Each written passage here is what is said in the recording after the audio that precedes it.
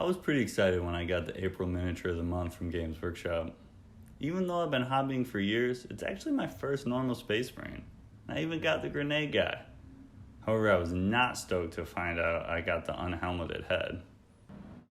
I just think helmeted heads are way cooler, but I did think this was a good opportunity to talk about painting eyes. Eyes are an interesting topic in miniature painting. It gets memed a lot, and in general, it's pretty hard. I'm not an expert at this, but I do know some tips from the traditional painting world that can make the whole thing a lot easier. One of the things you learn in art class is that in representational painting, almost no pure black or white is used. They're what's considered a dead color. Instead, something close, but with a lot more color or hue, is used. Pure black is actually the absence of light, and white is usually only the most extreme highlight where the light is bouncing back. This is why a lot of miniatures end up looking a little goofy and like they have googly eyes when pure white and pure black are used for their eyes. They're just way too stark of colors, and it's really not natural. Despite the fact that we think of eyeballs as white, they actually appear a lot darker than that in real life. It's because they're already sitting recessed in the eye socket, and then the brow ridge creates additional shadow which darkens them, especially so on something like a brutish Space Marine.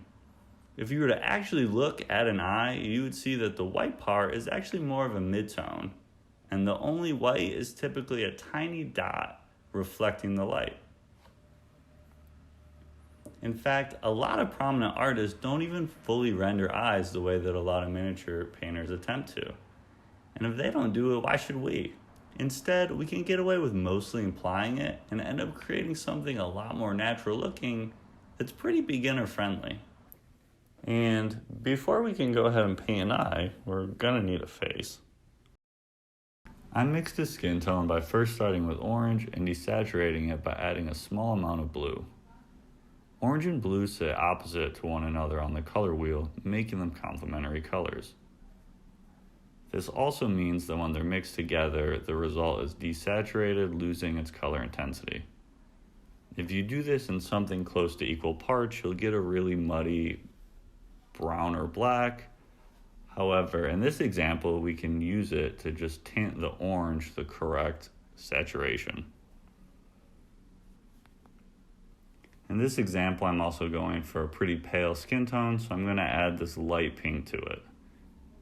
This looks better on camera, but if you were to do it at home, white works really well also.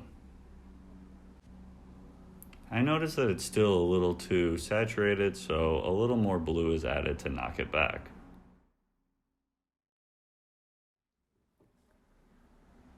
The head was primed black and sprayed white from a downward angle, creating some pre-shading.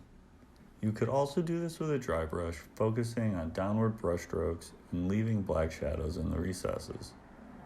Then I applied my base skin tone all over, letting the pre-shading do some of the work. We are going for all over coverage though. The contrast of the face is much softer than what you might be used to on other materials, as the different shadows and wrinkles aren't quite as deep as you'd suspect on the face. As soon as the first layer is applied, let it dry completely to avoid texture.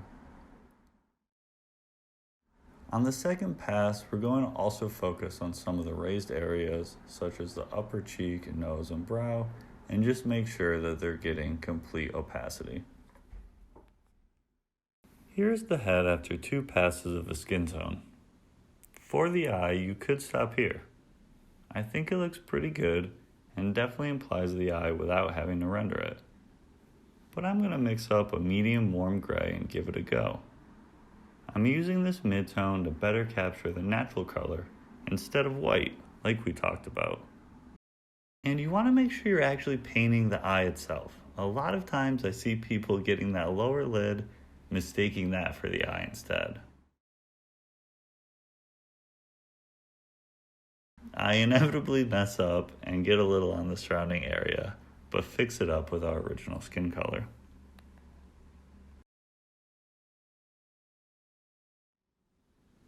With the eye painted, we're going to breathe a little life back into the face, adding some color and saturation. This also helped to build form and helped to naturally tie the eye into the face as well. To do this, we're going to follow what's known as the color zones of the face. You can see them pretty well in this painting. Basically, the face is broken down into 3 parts and each one is assigned a color. The top portion of the face and head is more orange, while the middle is red due to the closeness of the blood to the skin. The bottom is more blue. In practice, these colors aren't super primary. They're more natural and desaturated. I started this off by first thinning the appropriate colors into a glaze consistency. I used a blue-gray on the lower third of the face and also around the eyes to help build up some shadows and give shape.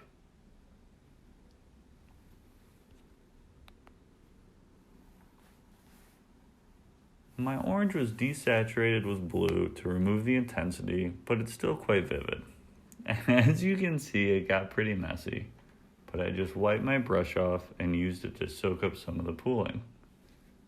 This process is a bit of a push and a pull, and despite my stellar camera work, you can see how I use the brush to apply the glaze, but also dab it off and then use it like an eraser to place the color where it should go.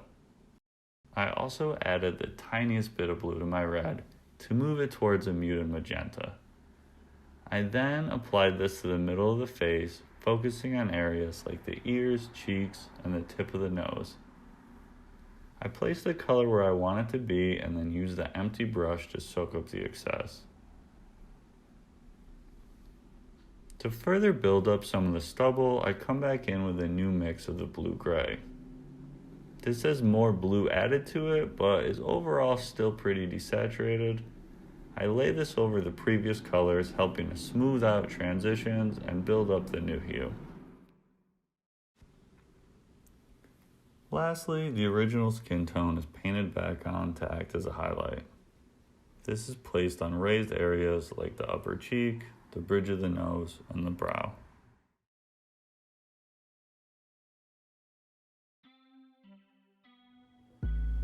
Here's the final result. Overall, I think this is a super fun technique that is pretty beginner friendly, utilizing little color theory and traditional painting techniques to render the face and eyes in an artful way. Hopefully you find this not as daunting as the typical method and try it out on your own. I also wanted to go ahead and show under a different light source, but I hope you had fun watching. Thank you. But I do know a couple tips